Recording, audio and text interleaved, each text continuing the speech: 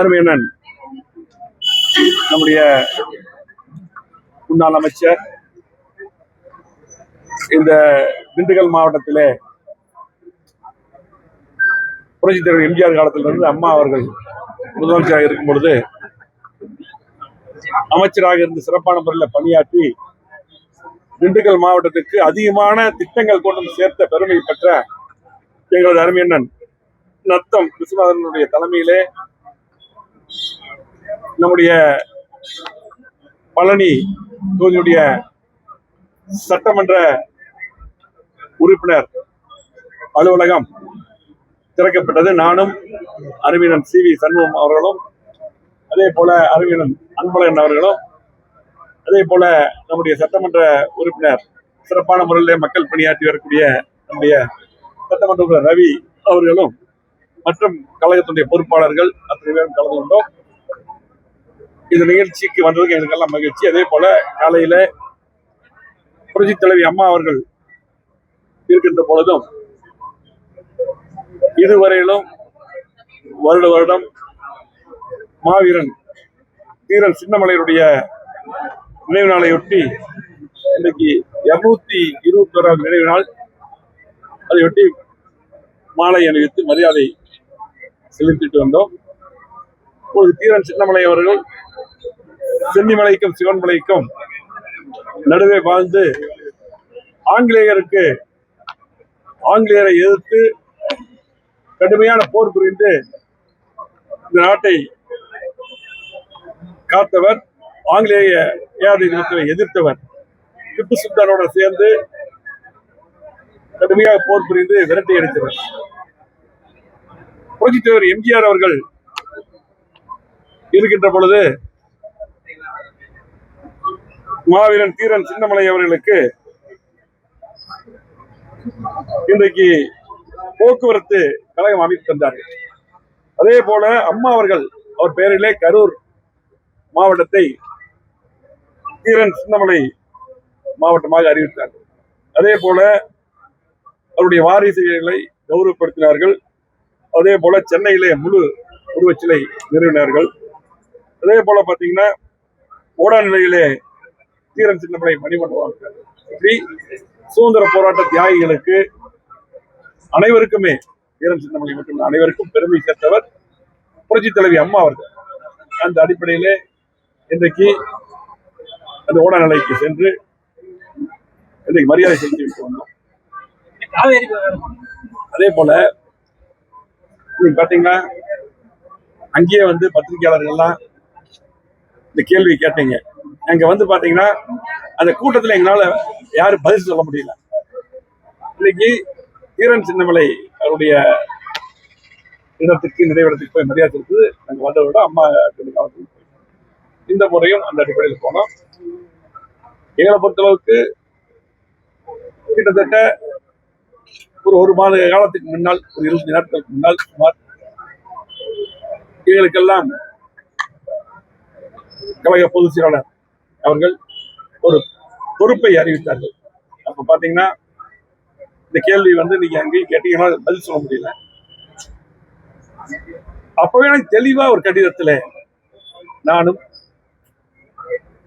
விஸ்வநாதன் அவர்களும் அன்பழகன் தங்கமணி கிட்டத்தட்ட ஒரு 10 பேர்கள் அதுல பாத்தீங்கன்னா எங்களுக்கு கொடுத்த பதவிகளை எங்க துணை பொதுச் செயலாளர் அமைச்சர் இந்த பதவியெல்லாம் நாங்கள் எங்களுக்கு வேண்டாம் என்று அந்த கடிதத்தில் குறிப்பிட்டு நாங்கள் உறுப்பினராக இருக்கிறோம். கட்சிக்காக புரட்சித் எம்ஜிஆருடைய காலத்திலே கட்சிக்காக உழைத்தவர்கள், அதிமுக ஆட்சி வருவதற்கு உழைத்தவர்கள் தலைவர் காலத்தில், புரட்சித் அம்மாவுடைய காலத்தில், அதே போல எடப்பாடியார் முதலமைச்சராக வருவதற்கும் ஒரு பொதுச் செயலாளர் ஆவதற்கு உழைத்தவர்கள், குறிப்பாக அறிவியலன் அண்ணன் சி வி சண்முகம் அவர்கள். உங்களுக்கு இந்த எத்தனை வழக்குகள் அவர் பார்த்தார்கள். அதே போல முழுமையாக அன்னைக்கு பொதுச் செயலாளர் ஆவதற்கு எல்லா மாவட்டத்திலிருந்தும் ஆகவே இன்னைக்கு நான் பேசும்போது சரி, அண்ணன் சி வி சண்முகம் பேசும்போது, அண்ணன் மொத்த விஸ்வநாதன் பேசும்போது எல்லாருமே வந்து ஒரு பொதுச் செயலாளர் அப்படின்னு சொல்லிட்டு, ஆனால் அன்னைக்கு அவர் சொன்னபடி நாங்கெல்லாம் திரும்பி 2 வாரம் தான் வந்தோம். இதுக்கு முன்னால் ஜார்ஜே அணி பிரிந்த போதும் எப்படி நடந்துட்டாங்களோ, ஓபிஎஸ் பிரிந்த போதும் எப்படி நடந்தாங்க, அதே அடிப்படையில நாங்க வந்து எல்லாத்துக்குமே அந்த எல்லா பழைய பதவிகள் அப்படியே தொடர்ந்து சொல்லி இதுன்னு சொன்னதுக்கு அப்புறம் நாங்க பேர்ல சேர்ந்தோம். அவர் வந்து இதுவரையில் அது பண்ணல. அது மட்டும் இல்லாம பாத்தீங்கன்னா பொதுக்குழு உறுப்பினர்கள் நாங்க வந்து பொதுக்குழு கூட்டி தோல்வியை பத்தி ஆராய்ச்சி சொல்லியிருக்கோம். அதே போல பாத்தீங்கன்னா இன்றைக்கு எந்த முடிவு எடுக்கிறதுக்கும் நாங்க ஒரு கமிட்டி போடணும்னு சொல்லியிருக்கோம். இப்படி பல கோரிக்கையெல்லாம் வச்சிருந்தோம்.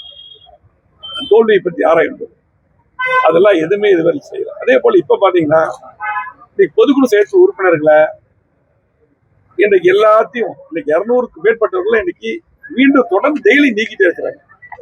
இதெல்லாம் இருக்கக்கூடாது. கண்டிப்பாக கட்சி பலப்படுத்த வேண்டும். பிரிந்து போனவர்கள் இந்த கட்சியில் நிறைய பேர் நீக்கிருக்காங்க. இதுக்கு முன்னாடி எப்படி அவங்களுக்கு தெரியும். அப்படியே சொன்னோம். நம்முடைய மாண்புமிகு சின்னம்மா சசிகலா அவர்கள், டிடிவி தினகரன் அவர்கள் இதெல்லாம் எல்லாத்தையும் சேர்த்தணும். இன்னும் பிரிஞ்சு போனவங்க எல்லாத்தையும் சேர்த்தணும் போட்டு நானும் சொன்னோம். இதெல்லாம் சேர்த்து கட்சியை பலப்படுத்தணும். இதெல்லாம் நடைபெறல. இன்னைக்கு பாத்தீங்கன்னா நாங்க எப்பவே போராட்டம் பண்ணோம். எங்களுக்கு திரும்ப அந்த அறிவிப்புல வந்து எனக்கு வந்து துணை பொதுச் செயலாளர்னு சொல்லி போட்டு அறிவிச்சிருந்தாங்க.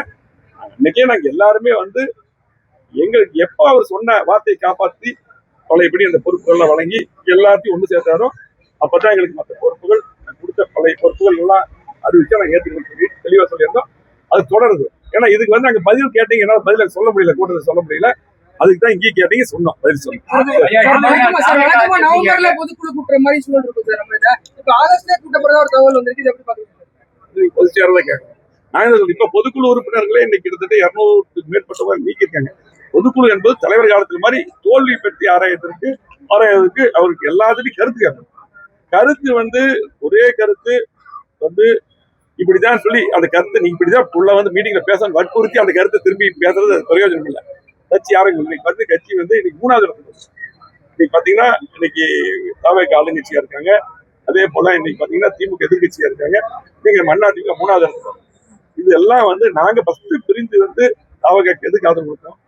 திமுக கூட போகணும்னு சொல்லி முடிவு பண்ணங்க. திமுக நமக்கு எதிரி கட்சி. தலைவர் எதிர்கட்சி ஆரம்பிச்சாங்க, அம்மா கட்சி வளர்த்தாங்க. இதனாலதான் நாங்க தாவேக ஆதரவு. இன்னைக்கு நாங்க அதிமுக தான் உறுப்பினராக இருக்கோம். உறுப்பினராக இருந்து நாங்களாம் செயல்படுவோம். ஆகவே பாத்தீங்கன்னா இன்னைக்கு நிறைய பேர் வந்து இந்த நிறைய தொடர்ந்து 2-3 நாளா இந்த டிவியில எல்லாமே வந்து பாத்தீங்கன்னா இந்த பதவி போட்டு அவரு ஓடநிலைக்கு தேர்தல் அறிவித்தது பற்றியே பூரா இன்னைக்கும் போட்டிருக்காங்க. எங்களை பொறுத்தளவுக்கு தெளிவா அந்த கடிதத்தில் கொடுத்துருக்கிறோம்.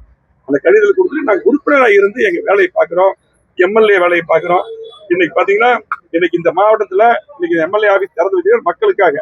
ரவி ஜெயிச்சிருக்கார் எம்எல்ஏ சிறப்பாக பணியாற்றிருக்காரு. இன்னைக்கு இந்த மாவட்டத்துல பாத்தீங்கன்னா சிறப்பாக இந்த கட்சியை இங்க வளர்த்ததாருன்னா அண்ணன் நத்த வச்சுறாரு. இந்த மாவட்டத்துல இத்தனை திட்டங்கள் வந்ததுன்னா அண்ணன் நத்த வச்சுறாருனாலதான் இத்தனை திட்டங்கள் வந்தது. இப்படி வந்து பாத்தீங்கன்னா ஒரு சாதாரண தொண்டனா இருந்து இவ்வளவு தூரம் இந்த மாவட்டத்தை பெரிய அளவுல வளர்த்து திட்டங்கள் கொடுத்து கட்சியை வளர்த்து இருக்கக்கூடிய அவருக்கு என்ன நிலைன்னு பாத்தீங்கல்ல, அவரு இன்னைக்கு உறுப்பினராக தான் இருக்காரு. எல்லாம் செய்யறது. ஆகவே இன்னைக்கு எல்லாத்தையும் அனுசரிச்சு கூட வைக்காம எப்படி இந்த கட்சி நாளைக்கு வந்து ஜெயிக்கும், எப்படி கட்சியை வந்து பலப்படுத்த முடியும், நாளைக்கு எப்படி தேர்தல் சந்திக்கிறது, இந்த நோக்கத்தில் தான் எல்லா தொண்டர்களுடைய மனநிலை எங்க மனநிலை. நன்றி.